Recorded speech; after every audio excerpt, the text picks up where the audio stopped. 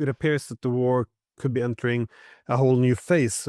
Well, first within Ukraine, we see Russia going very heavily after the electric grids, which is now showing that the impact is very huge, and also it's more enduring than it was in the past. That is the ability to essentially fix everything thereafter. It's that ability is being limited, but at the same time you see the Europeans are not quite ready to say that they lost the war yet, so they keep making the point that Ukraine should fight on. But we also see the French president coming out saying that they kind of took the signal from Moscow with Dereshnik, saying that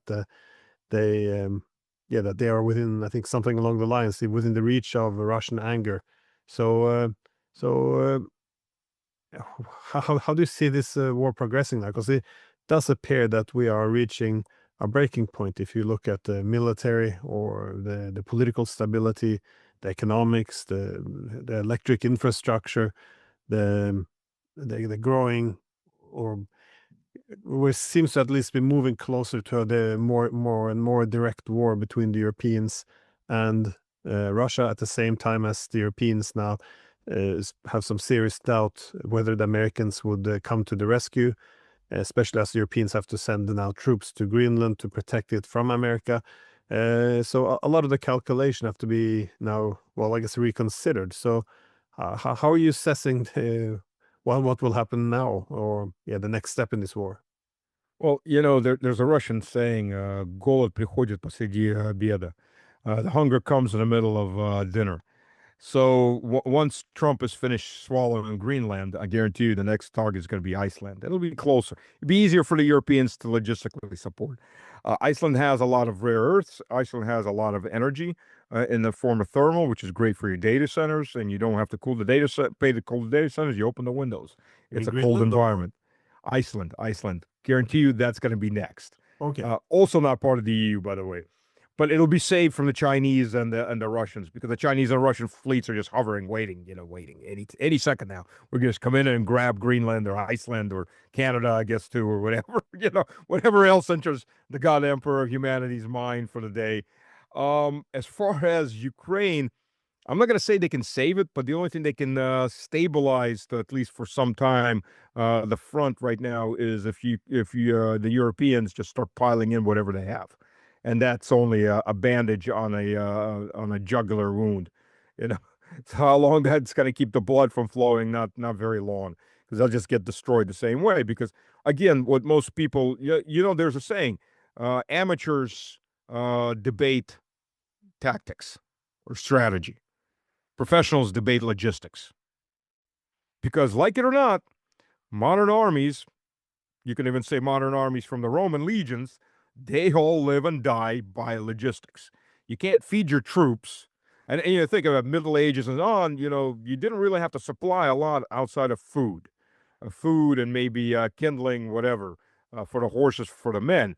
Because the weapons outside of arrows and bolts, you really didn't have to resupply. Modern armies, my lord, you can't live off the land. You have to have parts for your equipment. You have to have different types of fuel. You have to have tons of spare parts. All of that is supply. That's real supply, not just food. And now you have bullets, different calibers of bullets, shells. Again, you have lots of different mechanized equipment. All of it breaks down. All of it has to be repaired. Ukraine is a nightmare past any logistics officer's nightmare, because Ukraine has tons of different equipment from different countries with different platforms that all thought about, hey, here, have some tanks. Oh, you need spare parts for those? Crap, we don't have any. Cannibalize. Look at the British Army. The Britain sent, what was it, 12 or 13 Challengers.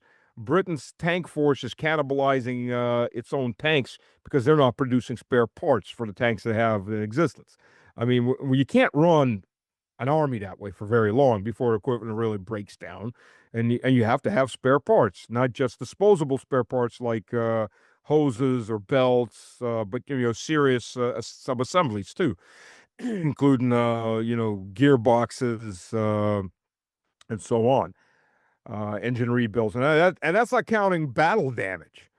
Battle damage is a whole different reality. That's just regular wear and tear.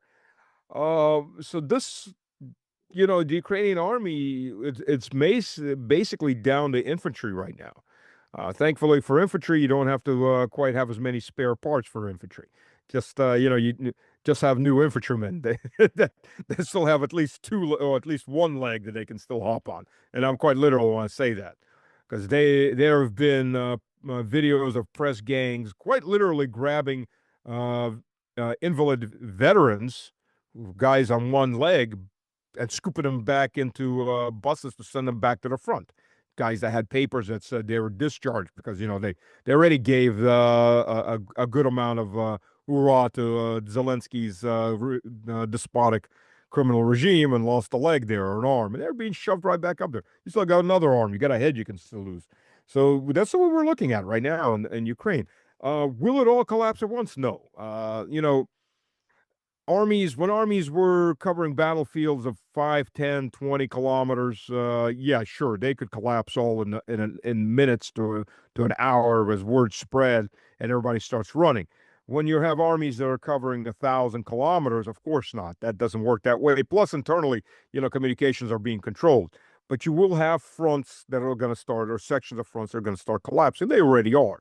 And then you get advances and advances. The Russian army is being very conservative in those areas where it advances, because there's still some reserves that Ukraine has, and they don't want to get too far out and give Ukraine a PR victory, plus lose its own troops.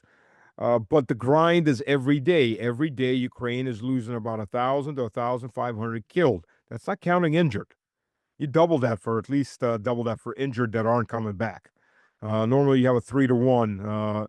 3-to-1 to 5-to-1 injury rates, depending on the situation of combat. You're looking at the Ukrainians are losing on an average day. They're losing about a brigade every single day in dead and heavily injured troops, brigade minus, and now multiply that out 60 days, 100 days. That it all builds up very quickly.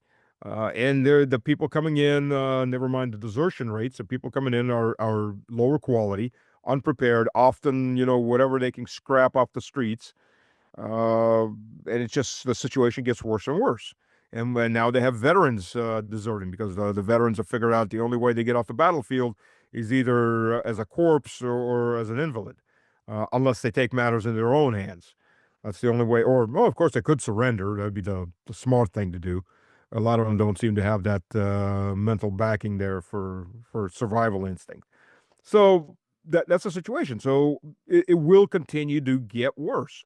And now they're in the zone of outside of Krasny Liman, which they kind of somewhat built up in the Zoom. But if we're going down the line, not looking in Kharkov and Sumy directions just yet, and going down the line, their great build-up positions are gone. That's it. They've lost all of them, except for Slavinsk, Kramatorsk, and Konstantinovka. And that's a sliver in the north. The rest of that line going down, it's gone. They've been pushed out of those positions. Russia's done it slow. It's done it through attrition and conservation of force. Let their, bombs, fobs, drones, and shells are cheaper than men and more easily replaceable. And when you have the enemy outnumbered 5 to 6 tubes to 1, you have air dominance, especially when it comes to things like fobs. Even with the arm tied behind its back that Russia is fighting with now, because it's still not a declared war, it's ground through the Ukrainian meat. That's just how it is. And any of the Ukraine or any of the mercs they brought in have been ground down too. They're still bringing in mercs, Latin American mercs. I don't know why these people go off to fight in a foreign war. For people that look at them as a little bit higher than baboons, and throw them into suicide attacks. I mean, there's lots of videos that have been posted by Colombians and Brazilians and Venezuelan mercs screaming, "Get me out of here." I was supposed to be guarding a depot and I'm being in a suicide squad, or wounded guys laying there. I remember one of them, his battle buddy's dead and rotting. He's lying there for a second day, both legs shot through. and the Ukrainians are walking right by him and retreating. It's like they won't pick me up. They won't even take me to the back. I'm done. I'm bleeding. I'm bleeding out. I've been here for 2 days. I have no food. And you see, Ukrainian guys are just, they're not real people. Why am I going to pick him up? That's the mentality. So I don't know why these mercs go there. I guess they really have a death wish. Mercenaries are the first ones to get killed because a dead merc you don't pay. That's the reality of it. So you want to be a merc, hey, have fun in whatever time you have. But that's only going to continue to accelerate, and what we're looking at realistically with no defensive positions is more and more of a push on a daily basis. The thing that's saving them and damning them at the same time is the weather.